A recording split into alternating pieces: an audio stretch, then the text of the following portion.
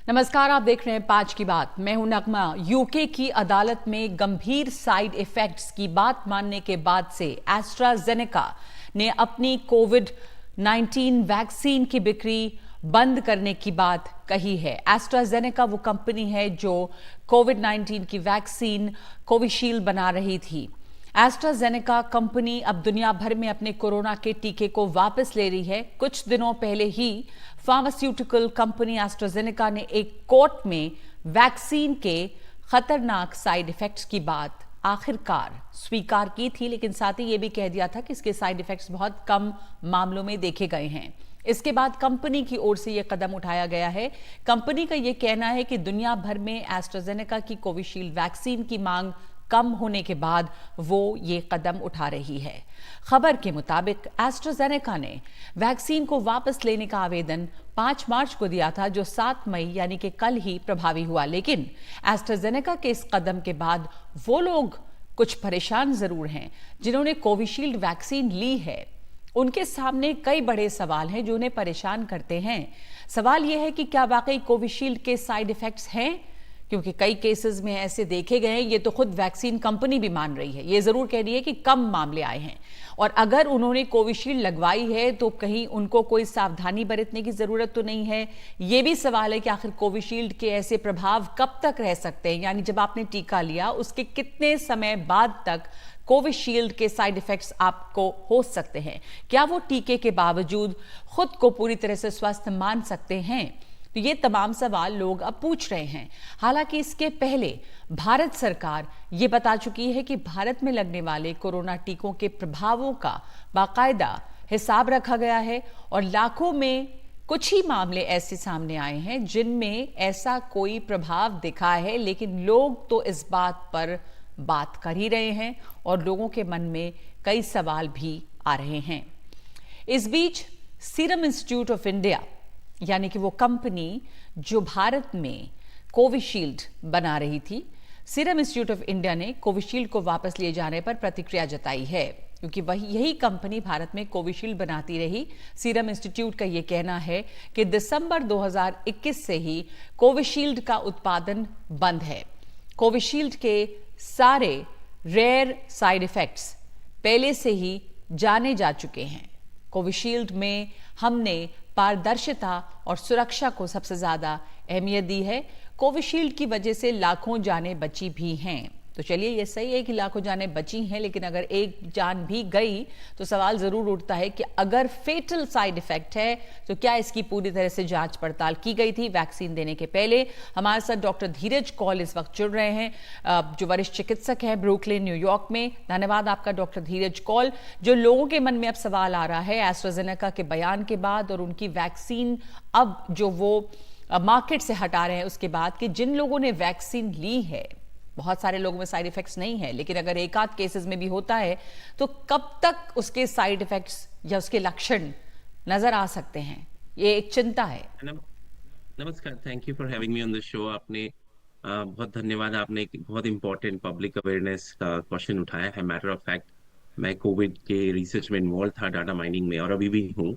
So somewhere around बताना जरूरी है। इवन इंडियन मीडिया में मैंने मार्च 2021 में, क्योंकि ये नए साइड इफेक्ट्स नहीं है टीटीएस, जिसमें कि आपका प्लेटलेट एक ऐसा सेल होता है ब्लड में जो ब्लीडिंग को रोकता है, और अगर वो ज्यादा बढ़ जाए तो कभी कभी क्लॉट्स फॉर्म कर देता है, मतलब एक तरीके का गुत्था सेल्स का, और वो एक वेसल को ब्लॉक करता है तो खून का प्रवाह रुक जाता है। दूसरा, अगर वो प्लेटलेट गिर जाए तो ब्लीडिंग हो सकती है। तो ये दोनों सिंड्रोम एक साथ करता है, जो कि बहुत घातक कई लोगों के अंदर हो सकता है। लकीली अगर आप समझे, जब मार्च 2021 में ये रिपोर्ट हुआ था, उसके बाद इसके केसेस हमने रिपोर्ट करने शुरू किए, तो उस दौरान हमें ये दिखाई दिया कि तकरीबन 2.5 लाख लोगों में से एक आदमी में ये इफेक्ट होता है। रेयर है, ज्यादातर यंग लोगों में होता है। ये मैं मार्च 2021 का डाटा बता रहा हूँ, और उसके बाद कंसिस्टेंटली ऐसे ही चला है। कई यूरोपियन कंट्रीज में हमने देखा अराउंड 80,000 टू 100,000 में एक, तो थोड़ा ज्यादा। तो ऐसे साइड इफेक्ट्स को एक डब्ल्यूएचओ ने भी एक इशू किया था गाइडेंस फिजिशियंस के लिए, अवेयरनेस रखें क्या चीजें थी सिम्टम्स, जिसको कि एक पेशेंट जिसको कोविशील्ड, जिसको हम एक डिफरेंट ब्रांड वेक्सजेवरिया, जो कि यूरोप में मैन्युफैक्चर्ड होता है और अब बंद भी हो चुका है सिंस मार्च 5, उन्होंने रिकॉल कर दिया है, और आज जाके उसका लीगल इशू आया है 7 मई को। तो उन्होंने कुछ साइड इफेक्ट्स थे जो हमने बताए, तब भी बताए थे, जैसे कि हेडेक होना, ब्रेन में स्ट्रोक आ सकता है, चेस्ट पेन होना यंग लोगों के अंदर। और मैं ट्रांसप्लांट नेफ्रोलॉजिस्ट हूं, तो कई लोगों में एक्यूट किडनी इंजरी हमने देखी जिसमें किडनी फंक्शन वर्सन हुआ और पेट में दर्द होना, और ऐसे करके काफी सारे इफेक्ट्स इंक्लूडिंग लिवर एंजाइम्स का बढ़ जाना, जिसमें कि वेसल्स की ब्लड सप्लाई की वजह से रुक जाता है। Issue hmm. इज दैट कि ये सारे साइड इफेक्ट्स को एक प्रॉपर तरीके से ट्रैक नहीं किया जा रहा था। मतलब पूरे यूरोप में, पूरे वर्ल्ड में, अगर आप भारत में देखें तो एस्ट्राजेनेका जो कि कोविशील्ड के अंडर मैन्युफैक्चर्ड है, पर उसका फॉर्मूला कंसिस्टेंसी एग्जैक्टली सेम है, तो साइड इफेक्ट्स भी सेम होंगे। प्रॉब्लम है कि अगर एक पेशेंट को हार्ट अटैक हुआ, यंग लड़के को, तो कभी किसी ने उसको ट्रैक और एसोसिएट नहीं किया। दूसरी हम्म। दिक्कत ये थी कि हमने अवेयरनेस जो होना और चाहिए था डॉक्टर कॉल ग्लोबली। इसलिए भी प्रॉब्लम थी कि उस समय किसी तरह का सवाल उठाना वैक्सीन पर एक बहुत बड़ा टैबू हो गया था और सरकारें इसको एब्सोल्युटली। लेकर बोल रही थी। और ऐसे बहुत सारे केसेस हुए हैं यंग लोगों में, लेकिन कभी भी खुलकर किसी ने उसको वैक्सीन से रिलेट नहीं किया। पर यह भी अनप्रेसिडेंटेड था जिस तरह के केसेस देखे गए पिछले दिनों में। आपने महत्वपूर्ण बात कही कि ये सब साइड इफेक्ट्स हो सकते हैं और ये पता था, लेकिन देने के समय वैक्सीन, कम से कम यहाँ भारत में ये चर्चा हमने कभी सुनी नहीं कि कभी कोई बता भी रहा हो कि ये साइड इफेक्ट्स भी हो सकते हैं, जो एक बड़ी चूक रही। अगर 100 में 1, 1000 में 1 को भी होता हो तो ये जानकारी होनी चाहिए लोगों को। एब्सोल्युटली, मैं दोबारा रिपीट करता हूँ नंबर, 2.5 लाख में से एक, इट्स वेरी रेयर, या फिर 100,000, 1 लाख में से एक को हमने ये देखा। लेकिन ये जो आप फैक्ट बट बता क्या रही वो हैं, मैं इसलिए नहीं पर्सनल, क्योंकि ट्रैक नहीं किया गया? यहाँ इंडिया में भी एब्सोल्युटली, अब जी केसेस ट्रैक मैं नहीं ये किए बताना गए। चाहूंगा, to take it on record, मैंने पर्सनली इसको डिफरेंट इंडियन चैनल्स के ऊपर मार्च 2021 के, अगर आप मेरे वीडियोस उठाइए, मार्च से मई तक अवेयरनेस फैलाया था। उसकी वजह ये थी कि यूरोप की कई कंट्रीज ने एल्डरली और ऐसे लोग जिनको क्लॉटिंग है, प्रेग्नेंट लेडीज के लिए मना कर दिया था, क्लियरली मना 2020 में कर दिया था। लेकिन कई कंट्रीज की रेगुलेटरी बॉडीज इंक्लूडिंग इंडिया, इस पे तवज्जो मुझे लगता है थोड़ा सा ज्यादा दिया जा सकता था। लेकिन आज की डेट में भी अगर आपके पास क्लॉटिंग का रिस्क ज्यादा है, अगर आप स्मोकर हैं, अगर आप प्रेग्नेंट लेडी हैं, अगर आप स्टेरॉइड्स पे हैं, अगर आपको कैंसर है, तो आपको एक सेकंड ऑल्टरनेटिव की तरफ ज्यादा देखना चाहिए। लेकिन जी ये बताना जी। जरूरी है, risk versus benefit, Covid itself also can cause clotting. तो कोविड वायरस का इन्फेक्ट हो जाना वो भी क्लॉटिंग करता है। तो रिस्क बेनिफिट लेकिन प्रोफाइल को फिर अगर आप इससे सवाल देखेंगी ये तो उठता है कि क्या ये वैक्सीन, बहुत सारे लोगों के मन में ये सवाल है कि अगर आपने वैक्सीन ली, जैसे आपने कहा ना कि रिस्क वर्सेस बेनिफिट, तो इस केस में क्या ये गारंटी भी रही कि अगर आपने वैक्सीन ले ली, चाहे वो कोविशील्ड हो या कोई भी, तो आपको कोविड होगा ही नहीं? क्योंकि ये देखा नहीं गया, देखा वो ये कि आपको वैक्सीन के बावजूद बीमारी हुई। आप मुझे सिर्फ 2 मिनट दीजिए ताकि मैं आपके दर्शकों को क्लियरली ये समझा पाऊं कि देखिए, इन्फेक्शन होने से प्रोटेक्ट आपको वैक्सीन नहीं करती। इन्फेक्शन की सीवियरिटी, इन्फेक्शन कैच करने के लिए आपको आपको पब्लिक मेजर्स लेने हैं, मास्क, हैंड्स, हाइजीन, वो हम सब जानते हैं। लेकिन अगर वायरस आपकी बॉडी में घुस गया तो वो कितनी तेजी से मल्टीप्लाई करके कितने ऑर्गन्स को इफेक्ट करेगा, ये आपके इम्यून सिस्टम पे डिपेंड करता है। और आपके इम्यून सिस्टम को उस वायरस को पहले दिखा देना वैक्सीन का काम है। तो अगर आपका इम्यून सिस्टम गुड है, आपको वैक्सीन लगी है, तो आपको सीवियर कोविड नहीं होगा, जिससे सारी कॉम्प्लिकेशंस होती हैं इंक्लूडिंग क्लॉटिंग, और उसकी क्लॉटिंग का रिस्क ज्यादा है। तो अगर कोई पेशेंट मुझसे पूछेगा कि क्या मैं वैक्सीन लूं या वैक्सीन का खतरा है, तो एब्सोल्युटली वैक्सीन लीजिए, प्रोटेक्ट करेगा। लेकिन जो हाई रिस्क पेशेंट्स हैं, क्या उनके पास एक ऑल्टरनेटिव है जैसे फाइजर या मोडेर्ना, उसके अंदर ये रेयर साइड इफेक्ट्स इतने नहीं देखे गए। और यूरोप के कई कंट्रीज में 2022 में ये एक 65 अबव प्रेग्नेंट लेडीज को मना था ये लेकिन वैक्सीन डॉक्टर कॉल, एस्ट्राजेनेका देना। सॉरी बीच में आपको रोक रही हूँ, अभी कोविशील्ड के साइड इफेक्ट्स सामने आए हैं, वो भी आप कह रहे हैं रेयर केसेस में। आपने फाइजर मॉडर्ना की बात की, अभी उसमें कुछ सामने नहीं आया। लेकिन 2 साल पहले तो ये भी नहीं समझ में आ रहा था कि एस्ट्राजेनेका भी इस तरह से कोर्ट में आके ये बात को कन्फेस करेगी। तो अब ये डर रहता है कि अगर आपने किसी और वैक्सीन को भी लिया, हो सकता है कि आगे चल के केसेस ऐसे आए और तब ये पता चले कि इसके भी साइड इफेक्ट्स हैं, क्योंकि अक्सर कुछ ना कुछ साइड इफेक्ट्स होते हैं। पर अब बात ये भी एक इंपॉर्टेंट है जानने की कि जिन लोगों ने वैक्सीन लिया, मान लीजिए एस्ट्राजेनेका की कोविशील्ड लिया, तो जो साइड इफेक्ट्स होने के खतरे हैं, क्या कोई ऐसी स्टडी है कि वो कितने समय तक ये खतरा बना रहता है? अगर लिए हुए आपको 3-4 साल हो गए तो आप क्या अपने को सुरक्षित मान सकते हैं? देखिए, इसको समझने के लिए थोड़ा सा 30 सेकेंड्स दीजिए। आपका जो इम्यून सिस्टम है, जब वैक्सीन पहली बारी मिलती है तो 3 वीक्स के अंदर हाईएस्ट लेवल पे पहुंचता है। उसके बाद जब एक सेकंड डोज मिलता है, थर्ड डोज मिलता है, तो वही 1 से 2 हफ्ता। तो अगर आप मुझसे पूछेंगे किसी को 3-4 साल पहले वैक्सीन मिली है, उसका अभी रिस्क काफी लो है, लेकिन within 3 weeks to 6 weeks I would say the highest risk is there. इसीलिए जिसको भी कोविशील्ड मिली है उसको अपने क्लॉटिंग प्रोफाइल को चेक करवाना चाहिए, और अगर किसी को हार्ट अटैक या स्ट्रोक आ चुका है तो उसे बेसिक प्रिवेंशन जैसे स्टैटिन लेना, एस्प्रिन लेना, after talking to their primary care physician पे थोड़ा सा एम्फेसिस करना चाहिए। And this is a very good time to quit smoking for everybody who has got AstraZeneca, क्योंकि smoking is a very high risk factor for clot formation, strokes and MI, including passive smoking, मतलब अगर आप साथ में खड़े हुए हैं और कोई और स्मोक कर रहा है। लेकिन ये जानना जरूरी है कि एस्ट्राजेनेका ने मिलियंस की जान भी बचाई है। तो रिस्क वर्सेस बेनिफिट प्रोफाइल में 2021 2022 में कई सरकारों के पास ऑप्शंस बहुत लिमिटेड थी। यूरोप में और अमेरिका में जहां मैं हूं वहां पे और भी ऑप्शंस थी, लेकिन कई जगहों के ऊपर ऑप्शंस लिमिटेड थी और सरकारों ने सही कदम उठाते हुए ये वैक्सीन दी। लेकिन थोड़ा सा और जो फिजिशियंस हैं उनको एक एक तरीके का प्रोफाइल बना के ये डाटा ट्रैक करके अपनी हेल्थ एजेंसीज को देना चाहिए। यंग लोग 40-45 के, उनके अंदर हार्ट अटैक देखा जा रहा है, स्ट्रोक देखा जा रहा है, कोविड से भी हो सकता है, वायरस से कहीं ज्यादा होता है, लेकिन क्या वैक्सीन के साथ एसोसिएशन है? ये डाटा हमको जी। तब समझ आएगा जब ये सारी इंफॉर्मेशन आएगी। और क्योंकि मैं डाटा माइनिंग में भी हूं तो मैं इस पे बहुत नजर रखता हूं। अनफॉर्चुनेटली जिस तरीके से हमने ट्रैक किया था कितने लोगों को वैक्सीन मिली, उस तरीके से हमने इसके रेयर साइड इफेक्ट्स को ट्रैक ग्लोबली नहीं किया। So we all have drop the ball. और आपकी बात बिल्कुल सही है, क्या मोडर्ना और फाइजर के रेयर साइड इफेक्ट, जिसको फेज 4 ट्रायल हम बोलते हैं, जब हम रोल आउट कर देते हैं मार्केट में मिलियंस को मिलता है, उसकी ट्रैकिंग डेफिनेटली बहुत और बेहतर तरीके से डिफरेंट गवर्नमेंट्स कर सकती हैं। ठीक है, धन्यवाद आपका डॉक्टर कॉल हमसे अब समझाने के लिए। आपने कहा कि रिस्क वर्सेस बेनिफिट्स अगर देखा जाए तो वैक्सीन ने लोगों की जान भी बचाई है, लेकिन अब सवाल भी उठ रहे हैं। सवाल पहले भी थे लेकिन इतने खुलकर सामने नहीं आए थे। अब चूंकि कोर्ट में इस बात को माना भी गया है और एस्ट्राजेनेका ने अपनी वैक्सीन को दुनिया के बाजार से हटाया है, तो ये सवाल लोग अब खुलकर पूछ रहे हैं और एक चिंता भी है लोगों में। लेकिन हाँ, ये ज़रूरी है समझना, जैसा डॉक्टर कॉल ने बताया, कि अगर वैक्सीन लिए काफ़ी समय आपको बीत चुका है तो वैक्सीन के साइड इफेक्ट्स का खतरा अब नहीं है। लेकिन अगर कोविशील्ड लोगों ने ली है या कोविड हुआ है तो क्लॉटिंग प्रोफाइल चेक कराना जो है वो एक समझदारी का काम होगा। तो 5 की बात में इस वक्त एक ब्रेक ले रहे हैं हम। ब्रेक के बाद आपको दिखाएंगे छत्तीसगढ़ हाई कोर्ट ने एक अजीब टिप्पणी की है लिव इन रिलेशनशिप पर। क्या है वो बात, एक ब्रेक की बात। भारत में लिव इन रिश्तों पर सवाल नई बात नहीं है। विवाह नाम की संस्था यहाँ पर इतनी ज्यादा हमारी संस्कृति में रची बसी है कि इसके बाहर स्त्री पुरुष के बीच रिश्ते की कल्पना बहुत मुश्किल है। लेकिन हमारी संवैधानिक संस्थाएं भी कई ऐसे पूर्वाग्रहों की मारी दिखाई देती हैं और इससे हैरानी होती है। ताजा मामला है छत्तीसगढ़ हाई कोर्ट का, जिसने लिव इन रिश्तों को कलंक बताया है। कोर्ट के मुताबिक ये पश्चिम से आई हुई धारणा है, ये भारतीय रीति रिवाजों के खिलाफ है। दरअसल मामला एक लिव इन रिश्ते से पैदा हुए बच्चे की कस्टडी का था। पिता ने बच्चे का अधिकार हासिल करने के लिए कोर्ट में अर्जी दी। 2 जजों की बेंच ने कहा कि किसी शख्स के लिए लिव इन रिश्ते से बाहर आना आसान है, ऐसे में छूटे हुए शख्स की तकलीफ को हम अनदेखा नहीं कर सकते और इस रिश्ते से पैदा संतानों को लेकर भी आंखें बंद नहीं कर सकते।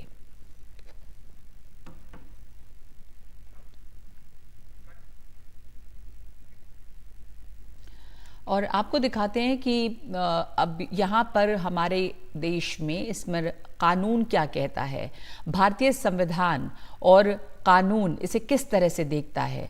2010 में लिव इन की धारणा को कानूनी तौर पर पहली बार मान्यता मिली। घरेलू उत्पीड़न कानून के तहत लिव इन रिश्तों में रहने वाली महिलाओं को भी संरक्षण मिला। 2022 में सुप्रीम कोर्ट ने लिव इन रिश्तों से पैदा बच्चों की वैधता को मजबूती दी। कोर्ट ने कहा कि इन बच्चों का संपत्ति में अधिकार होगा। हालांकि लिव इन रिश्तों को आधिकारिक तौर पर कोई कानूनी मान्यता नहीं मिली है, लेकिन सुप्रीम कोर्ट का कहना है कि रिश्ते अवैध नहीं हैं। 2 बालिग लोग अपनी मर्जी से साथ रह सकते हैं। इधर उत्तराखंड में जब समान नागरिक संहिता का कानून आया, उसमें लिव इन रिश्तों को मान्यता है, लेकिन कहा गया है कि लिव इन जोड़ों को 1 महीने में ही अपना रजिस्ट्रेशन कराना होगा, जिसे लेकर काफी आपत्ति भी उठी थी कि फिर लिव इन का मतलब क्या है, इसका फायदा क्या है। लेकिन आज जो यहाँ पर छत्तीसगढ़ में हाई कोर्ट ने कहा, उस पर समझने के लिए, उस पर टिप्पणी के लिए लोगों के रिएक्शंस क्या हैं, हमारे साथ जुड़ी हैं रेखा अग्रवाल जो वकील है सुप्रीम कोर्ट में, और डॉक्टर रंजना कुमारी निदेशक हैं सेंटर फॉर सोशल रिसर्च, सामाजिक कार्यकर्ता करता है। रेखा अग्रवाल जी, सुप्रीम कोर्ट ने 2010 में क्या कहा, उसके आगे क्या कहा, ये हमने अभी बताया है, लेकिन उसके बावजूद ये सवाल एक उठता है कि वैधता तो उसको दी है, ये कहा है कि अवैध नहीं है रिश्ता, पर इस पर कुछ कानून नहीं है एक तरह से। लेकिन बच्चे जो लिव इन रिलेशनशिप से अगर हैं तो उनको संपत्ति में अधिकार मिलता है। ये सब जब सुप्रीम कोर्ट ने कहा किया, उसके बाद से लिव इन रिलेशनशिप को किस तरह की वैधता मिली है समाज में कानूनी तौर पे? देखिए, अगर सामाजिक तौर के ऊपर बात करें तो एक नैतिकता का जो प्रश्न है, समाज के साथ साथ नैतिकता का बहुत बड़ा प्रश्न उठ जाता है। और हमारे देश में खास करके जहां पर हम अपनी खास अगर हिंदू सभ्यता की बात करते हैं तो विवाह को एक पवित्र रिश्ता माना जाता है। और जो भी लोग, जैसे कोई युवा दंपति लोग हैं जो शादी नहीं करते पर सिर्फ एक साथ साथ रहते हैं, तो समाज उसको बहुत अच्छी दृष्टि से नहीं देखता और उसको एक अनैतिकता का जो जामा है वो पहनाया जाता है। वो एक चीज है। साथ साथ विवाह करना कितना जरूरी है कितना नहीं है, ये एक इंडिपेंडेंट पुरुष या महिला का अपना अधिकार है सोचने का कि क्या हम विवाह के संबंध के अंदर जुड़ना चाहते हैं कि नहीं चाहते, क्योंकि उसके साथ में बहुत सारी जिम्मेदारियां हो जाती है, सामाजिक जिम्मेदारियां, नैतिक जिम्मेदारियां, कानूनी जिम्मेदारियां। इसीलिए जो लिव इन का जो एक कॉन्सेप्ट है, यानी कि विवाह नहीं करना पर साथ साथ रहना, ये हमारे देश के अंदर अगर था भी, अगर कुछ लोग अगर करते भी थे तो बहुत ओपनली नहीं आया था, लोग उसको दबे दबे छिपे छिपे करते थे। परंतु जब इस तरह का जैसे समाज ने प्रोग्रेस करी और लोगों ने खुल के इस बात को बोलना स्टार्ट कर दिया कि हम लिव इन में रह रहे हैं साहब, हम शादी नहीं करना चाहते हैं, तो कोर्ट्स के अंदर उसके अंदर इंटरवीन करना पड़ा। देखिए, लिव इन रिलेशनशिप का मतलब ये नहीं है कि जो जो पुरुष और महिला उस लिव इन रिलेशनशिप के अंदर है उनका कोई कानूनी अधिकार नहीं है एक दूसरे के प्रति, ऐसा नहीं है। सुप्रीम कोर्ट ने अपने फैसले के अंदर जो पीछे जिसका आपने जिक्र किया और हाल ही में जो छत्तीसगढ़ का भी ये फैसला बता रहे हैं, ये सारे रिश्ते एक बात को क्लियर करते हैं कि कानून के ऊपर कोई भी नहीं है। कानून कहीं पर भी ये इजाजत नहीं देता कि आप ये लिव इन का जामा पहन के अपनी जिम्मेदारियों से भाग सकते हैं। तो खास करके जब 2005 के अंदर घरेलू हिंसा कानून आया था, वो भी ऐसे रिश्तों को सुरक्षा देने के लिए आया था जहां पर कोई भी महिला जो है, अगर उसके साथ कोई पुरुष कोई अत्याचार करता है, चाहे शारीरिक करता है चाहे मानसिक करता है या कोई आर्थिक तरीके से करता है, सिर्फ ये कह के भागना चाहते हैं अपनी जिम्मेदारी से, कह के कि तुम मेरी पत्नी नहीं हो, मैंने तुम्हारे साथ शादी नहीं करी, तुम सिर्फ मेरी एक लिव इन पार्टनर हो। तो इसलिए ओवर द इयर्स, ये अगर 2005 की बात करें जब भी पहली बार ये कानून बना था घरेलू हिंसा का, और आज हम 2024 में है, तकरीबन 20 साल निकल गए, सुप्रीम कोर्ट ने इस बात को क्लियर कर दिया है कि अगर ऐसे रिश्ते से अगर कोई पुरुष या कोई महिला भी कानून को हाथ में लेती है तो सिर्फ वो कानून के दायरे से ये कह के नहीं बच सकते कि मैं तुम्हारा पति नहीं हूं या मैं तुम्हारी बिल्कुल पत्नी जाहिर सी बात नहीं है हूं। कि जो दूसरा कानून होगा बच्चा भी जो वो है, अगर कोई जी जी जो कभी कोई अगर अपराध होता है उसके लिए तो कानून है ही, चाहे वो डोमेस्टिक वायलेंस हो या कोई और हो, तो वो तो लागू होगा। अब आप, मैं ये समझना चाह रही थी, आपने कहा कि कोर्ट ने इंटरवीन किया इसलिए भी क्योंकि महिलाओं की सुरक्षा को लेकर भी इंटरवीन किया था कोर्ट ने कि जो लिव इन पार्टनर है उनकी अधिकार क्या हुआ।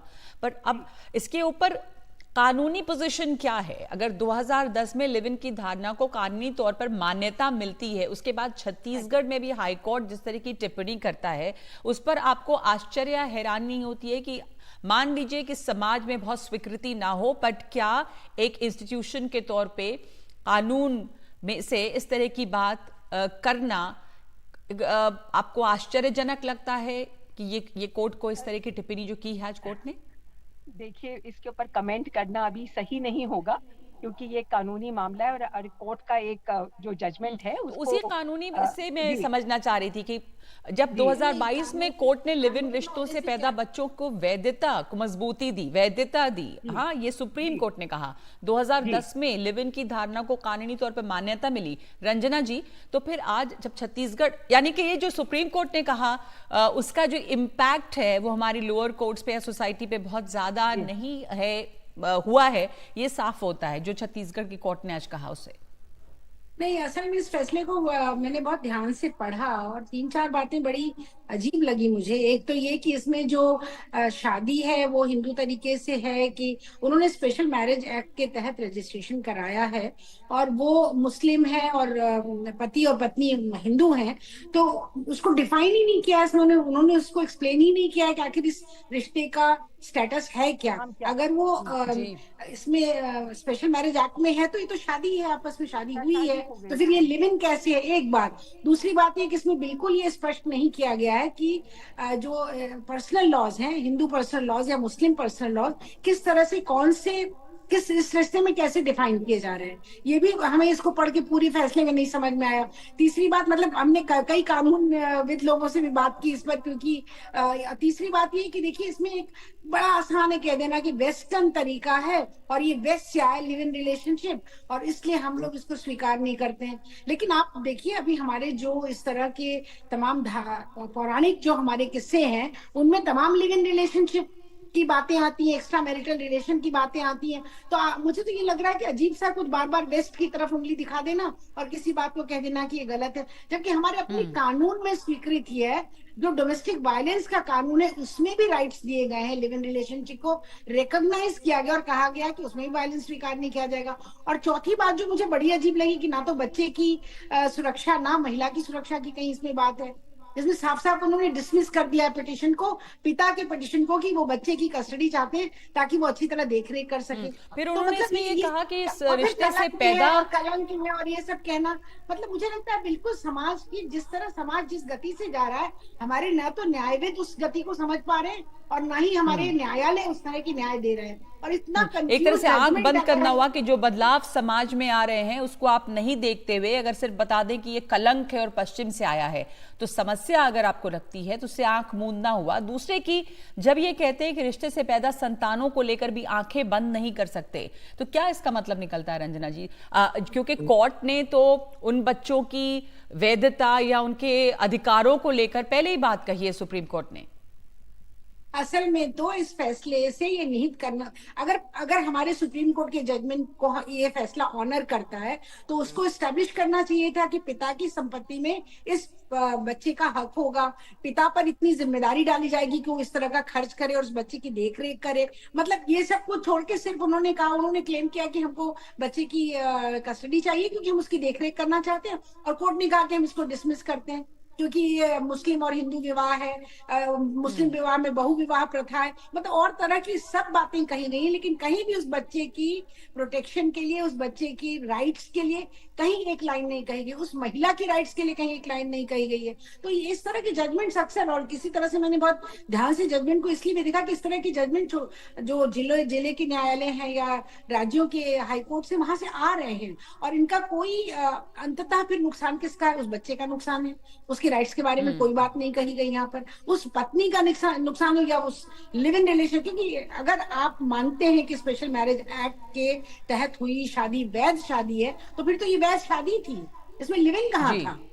तो ये सारी तो यहाँ पर ये पूरा मामला भी जो है वो थोड़ा सा जी थोड़ा मामला जो है वो भी उलझा हुआ दिख रहा है। लेकिन जो टिप्पणी है वो कुछ अजीब सी लगी, जिसमें बताया गया कि एक कलंक है ये समाज में, और दूसरे की ये सिर्फ पश्चिम से आया है। तो जैसा आपने कहा रंजना जी कि एक तरह से आंखें बंद करना हुआ इसे लेकर भी कि जो आपके समाज जिस गति से बदल रहा है उस हिसाब से आपके कानून या वो चीजें जो हैं वो बदल रही हैं, कम से नहीं बदल रही है, उनको समझने की कोशिश भी नहीं हो रही है। धन्यवाद आप दोनों का। रेखा अग्रवाल जी बताइए। नैतिकता के बारे में कोर्ट को ज्ञान देने का कोई उनका जुरिस्डिक्शन नहीं है, कोर्ट को तो सिर्फ कानूनी बातों के ऊपर करना है, कोर्ट अपने ऊपर एक मॉरल जजमेंट नहीं पास कर सकती। बिल्कुल तो वही मैं कह रही थी कि कानूनी बात करनी चाहिए थी कोर्ट को, बजाय इसके कहने के कि ये कलंक है। रंजना जी आप क्या कह रही थी? कलंक को डिफाइन तो करें, कोर्ट को कलंक को डिफाइन करना चाहिए कि लीगली कलंक का क्या मतलब हुआ, ये लॉ में कहाँ कलंक आता है, कौन सी किताब में कानून की लिखा हुआ ये वो व्यवस्था कलंक है और वो व्यवस्था कलंक नहीं है। तो ये चीजें कहना एक लूज बातचीत करने जैसा है। जी कोई भी पुरुष और महिला अगर लिव इन रिलेशनशिप में रहना चाहते हैं, उसके अंदर कोर्ट्स का कोई इंटरवेंशन मॉरल जजमेंट पास करने का नहीं है, ये उनकी पर्सनल राइट है, चाहे वो सही कर रहे हैं चाहे वो गलत कर रहे हैं। अगर कुछ क्राइम होता है तो उस हिसाब से उसकी सजा जो है वो पहले ही है कि क्या क्राइम है, डोमेस्टिक वायलेंस या कुछ अगर होता है तो वो किसी के ऊपर भी लागू होता है। आप दोनों का बहुत धन्यवाद। हमारे पास इतना ही समय है इस वक्त इस चर्चा के लिए। कनाडा में नगर कीर्तन परेड में हिंसात्मक झांकियों पर भारत ने गहरी आपत्ति जताई है। ओंटारियो में हुए परेड में भारतीय नेताओं के खिलाफ प्रदर्शनी लगाई गई थी। इस दौरान प्रधानमंत्री मोदी को भी निशाना बनाकर आक्रामक भाषण दिए गए। भारत ने ऐसी परेड को मंजूरी देने के खिलाफ आपत्ति जताई है। विदेश मंत्रालय ने बयान जारी कर इसे घोर आपत्तिजनक बताया है। तो आइए सुनते हैं क्या कह रहे हैं कनाडा में भारत के उच्चायुक्त Sanjay Kumar Verma. So the foreigners having, if I can call it, evil eye on the territorial integrity of India, that is a big red line for us.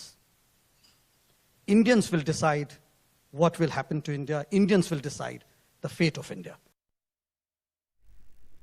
ये पूरा मामला क्या है? पिछले कुछ दिनों से क्यों भारत और कनाडा के बीच इस तरह के टकराव व मामले उठ रहे हैं? देखिए उमाशंकर सिंह की रिपोर्ट।